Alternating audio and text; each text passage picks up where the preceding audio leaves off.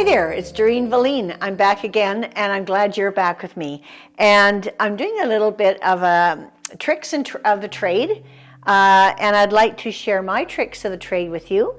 And I'm hoping you will do the comments and comment on some of your tricks of the trade and share with me.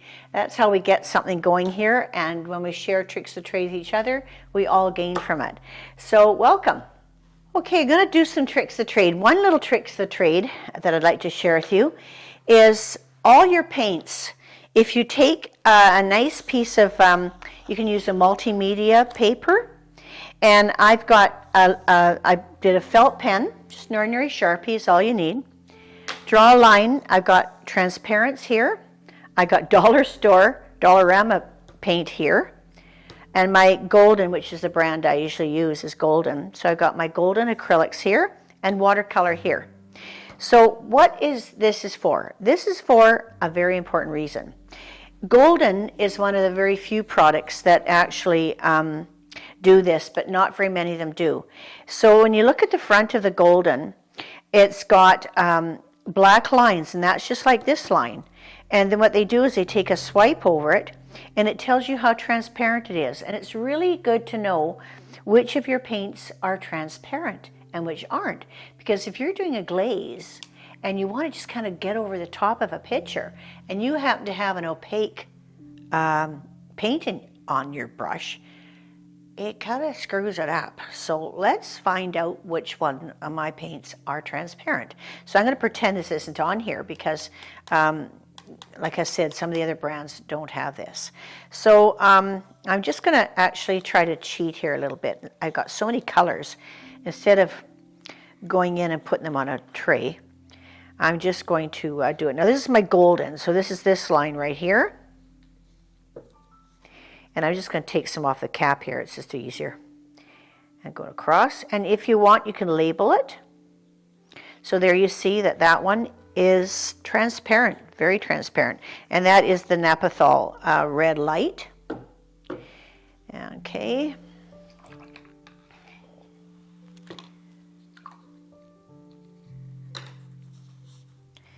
And this is the Naphthol red medium. And like I said, you can label them, then you know which ones are which.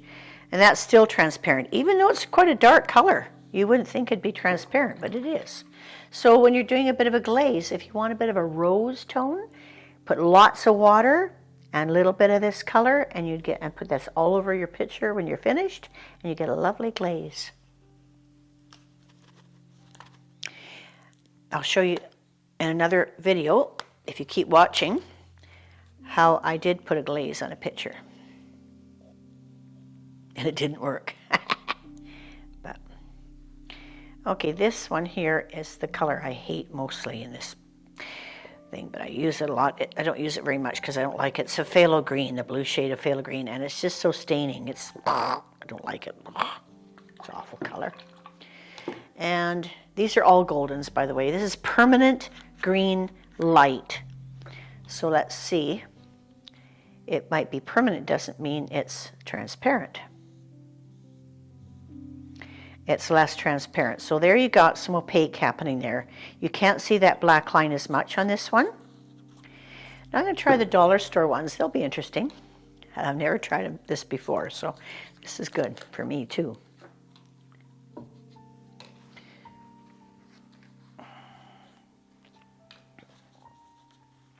This is, I don't know what it is. Cheap red anyway. Holiday red, they call it. So this is my dollar store one. Oh, it's pretty good. Look at that. Let's try transparent. We want transparency. It gives you a lot of options and lets you go over and over and create a bit of, when you have transparency, you got a bit of a glow to a picture because you can go over and over it again. This is some kind of a lime yellow. Ooh, I know this one's really transparent because I've done this before. And I know when I've used it, I need lots of it because it's very transparent. Very transparent. You can see right through it. And this is the neon yellow. The neons are very, very thin paints. This is the pumpkin orange.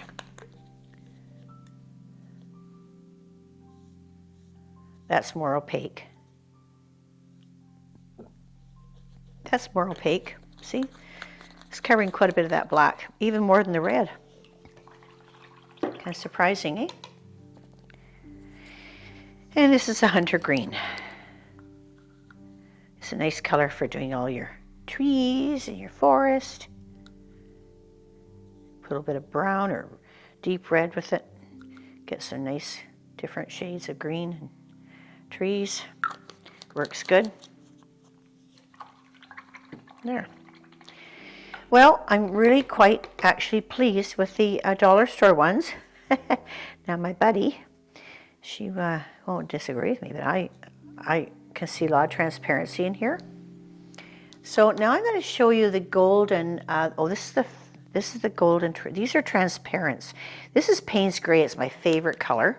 I love it.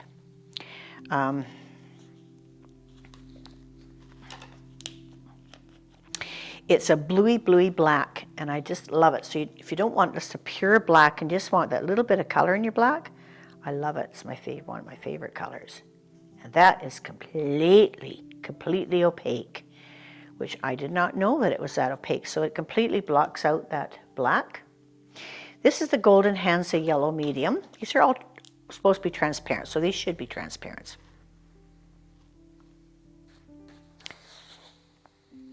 I can't do that one. I'll do that another one. Okay, it says transparent right on it, so it's really a no-brainer. I'll just show you anyway.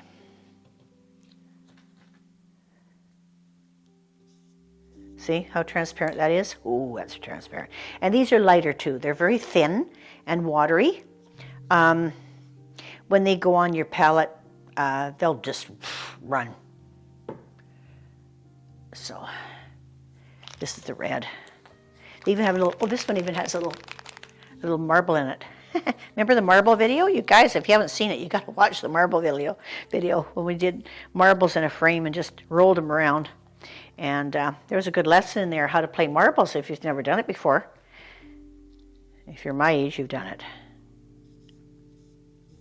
Well, that's not really as transparent as I thought. That's a bit shadowy there.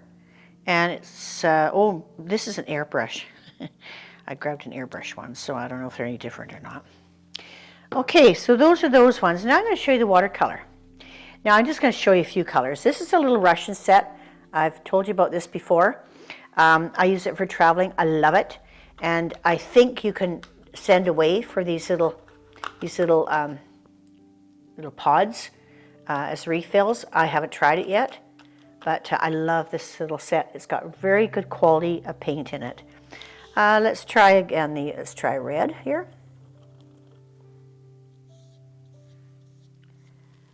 Oh, that's getting there. It's not really transparent. Now this one beside it is. I think this is a magenta. I think this one's transparent. Yes. Look how transparent that is compared. Look at the difference. I don't know if you can see that, but I hope you can. Because I can see total black here, and I cannot see total black there. That's how you check it. Let's try one of these yellows. I think this one's kind of dense. Yeah, that one, you see, you can't see the full black there, so that's not transparent. Whereas I think this one, no, this is a cad yellow. This won't be transparent. Oh, it is. There you go. So the deeper yellow, the warmer yellow, oh, they're about the same. They're about the same. What we should try here? Just do a green. I'm going to try that same green.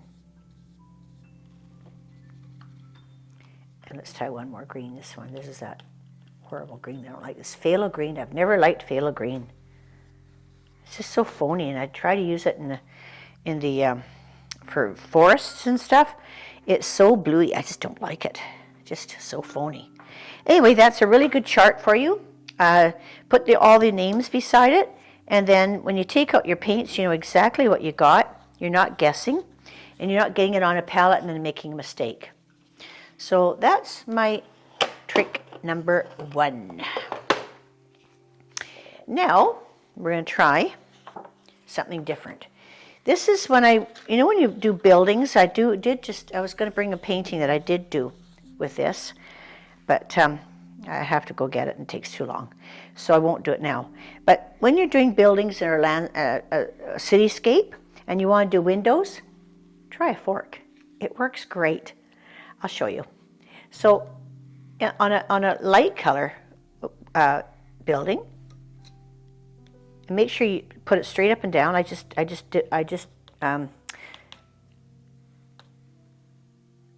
make sure you go right up and down, the dots together, and don't drag it. That top one I drag, so that's not good. Yeah, so there, here's another one. Here's just shows easier. On a yellow building.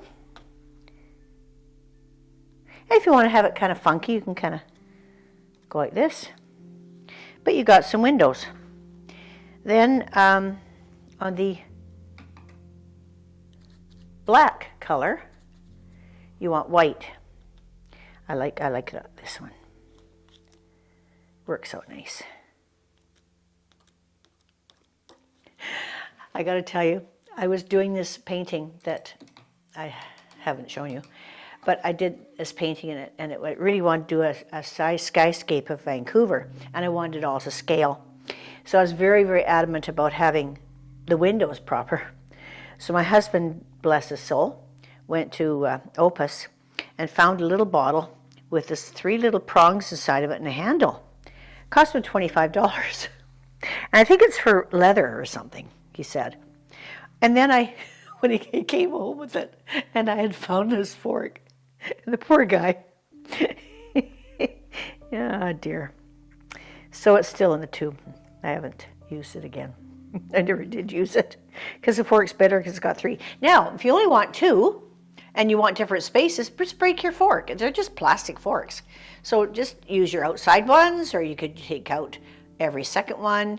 Your call. So it depends what you want. Use it as a tool. It's just a tool. That's all it is. So that's trick number 2. This is a good old trick too. I take these. They're easy to get in my suitcase if I'm traveling, and I can chuck them. Little paper plates. They work well. Another thing too, I don't have a new fan brush here because I don't like them anyway when they're new. I hate them. And so I take scissors and I give them a little haircut, sort of like my hairdresser does. I just kind of go like that angle, like that. There's another one here I've done. This is a little bit different. So these are all like different lengths. And this one is, maybe if I put it down, it'd be easier. Oh, against here, maybe you can see it easier, or against the red. There. So some are different lengths, and this one's straight across, but I just gave it a haircut. So they work really great for grasses, great for trees, fir trees, all your evergreen trees, and you just go twist your brush, and they work great. Okay. Now, another little thing that I just discovered the other day. Oh, I'll give you this one first. When you do a lot of scraping or palette knife, I find this handle very, very awkward because my handle's down here and my hand's down here hitting the edge of my paper, and I'm scraping it, and I'm actually not able to get it very well. So if you use a old credit card, you don't need a credit card anyway, you should be paying cash. It's a lot better. But I take an old credit card, and what I do is I cut the corners like this, and I make each corner different. So I got a small space. So this side I can maybe have a long one, like this.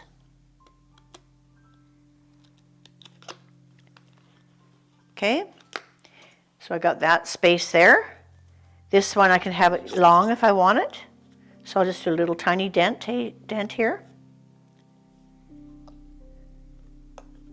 And maybe I want this side really short. So I can take this. See, I'll go this one. And this one. Now I got 4 different lengths on my card. So I got a little short one. Put it against the white here so you can see it. I got a little short one here. I will drag it this way. I got a nice long one. I got that one, and I got a long one, a little bit half one. They're great. I keep this tool everywhere I go. It's awesome. Okay, the other one I just found out about the other day, which I didn't really think about before. I've done Christmas cards or cards all along.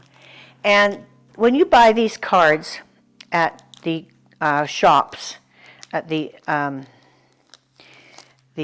paint shops, they're quite expensive. But they come nice. They come with a plastic, a little sleeve, and they've got the envelope, and they've got cardstock. So I've done little watercolors on them, and I've given them to people. Now, what people told me, somebody told me the other day is, you get these adult, I can't call them adult coloring books. They're sort of like, they're coloring books. They're like these coloring things, and they've got all different things in them. Like this, butterflies. This is a butterfly. This has got words. This has got, I don't know. Oh, that's donuts. So they all have something in them. Well, they're cheap. They're a couple dollars. And what I did was I took one of these pages out. I cut it. So now you can use ordinary, your multimedia. You don't have to get this nice. You can make this edge yourself. I'll tell you how to do that. But you can get ordinary cardstock. This is the one that's expensive.